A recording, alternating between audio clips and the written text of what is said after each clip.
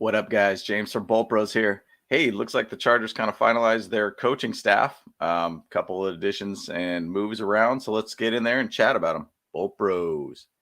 Let's go.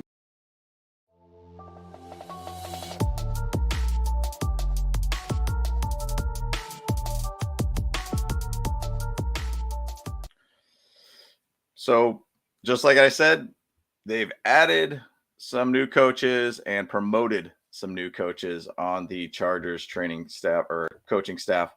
Kind of an interesting bit. Wild thing about it is that we're still thinking about coaches just a little bit before going into the draft. Now, we obviously have had our guys that we moved around to, with Derek Ainsley to defensive coordinator, Tom Donal to passing game coordinator, secondary coach.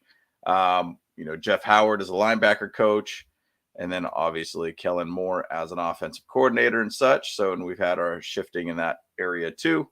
But for the most part, we are now finalized in our positions. We have, or at least our coaching staff. So we have announced, or they have announced, the hirings of assistant secondary coach Will Harris, offensive assistant Phil Shurchia, I would pronounce it.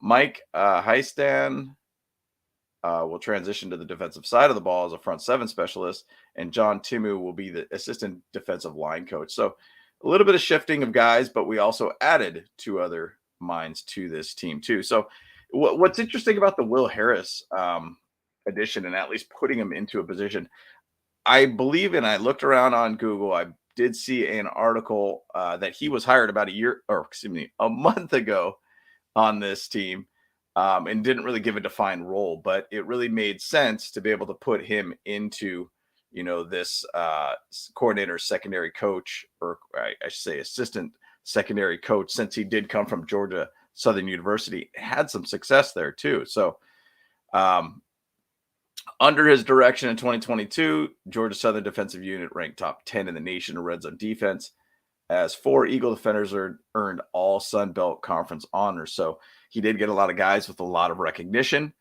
He did do very well with us. Hey, to have a guy that's an assistant that did really, really well in a top 20 in the nation in red zone defense, I'll take that all day. Beautiful thing about this is giving him a big opportunity to go from the college side of things now to the NFL side of things, and being at a relatively pretty high level within the coaching staff. So putting him into this position is big for him. So as an assistant secondary coach next to Tom Donal and Derek Ainsley. So pretty big move all around. So he also did have 4 seasons at University of Washington working on the secondary unit. Basically, we're featuring a defensive back earning All-American recognition each of his 4 years. Final season with the Huskies, the secondary helped the defense led the country. The fewest touchdowns allowed, 6, and few passing yards allowed of 1,720 yards. So they definitely did a great job against the pass, right? And he got some great recognition of that. Moved over to the Georgia Southern University from that point and did well over there too. So one thing that's kind of crazy about this is that his journey started with Snoop Dogg's Youth Football League. Wow, that's pretty incredible. Snoop Dogg making jobs and making coaches happen. So pretty amazing to be able to see that. Went on to Northwestern, Oklahoma State 2013, Humboldt State 2014, Dixie College 2015, and San Jose State in 2016-2017. So pretty interesting deal. He's a local guy here in LA too, out of Pasadena. Played collegiately at Southern California, contributing as a Trojan. Appeared in 4 straight Rose Bowls, so that was definitely some big years for USC there, including 3.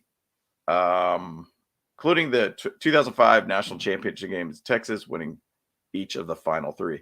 So he definitely did well. Spent time with the Seahawks before going to Canadian Football League and everything too. So the guy's a player. He basically had success also, and has gotten to this point to be back in the NFL, starting coaching with Snoop Dogg's Youth Football League. How amazing is that? So let's talk about Sercha here. So the addition of Sercha, last 3 seasons directing the offense at Hutchinson Community College as an offensive coordinator, offensive line coach.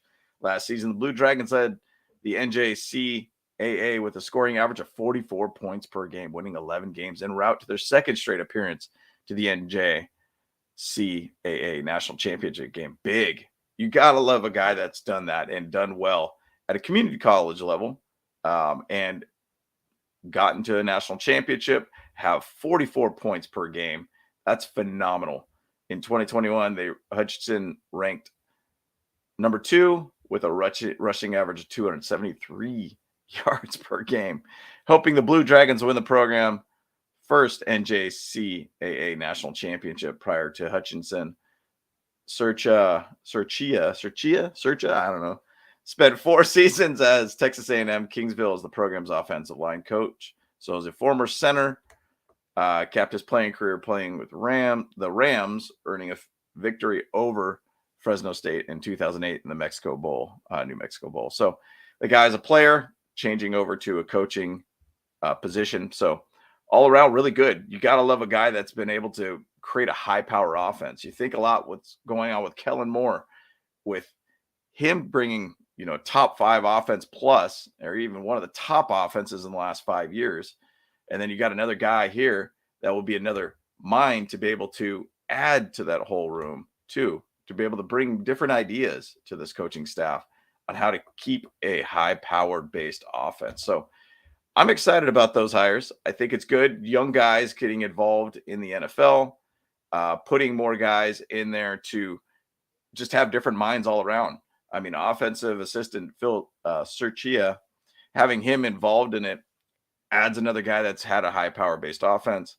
Harris, with the success of being a cornerback coach and doing extremely well with it at University of Washington and Georgia Southern University. It's great to see that. So in addition, with Mike Heinstad, we'll transition to the defensive side of the ball as a front 7 specialist, and John Timu will be the assistant defensive line coach.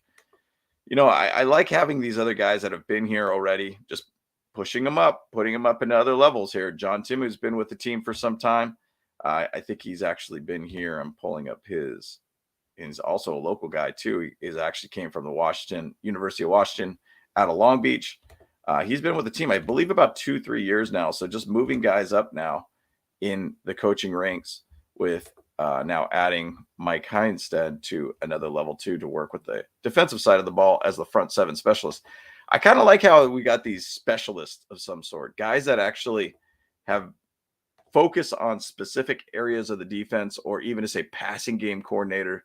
Like, I'm going to actually pull up right now the current coaching staff that we have right now. Here we go. Sorry, guys. Let me get to that screen here.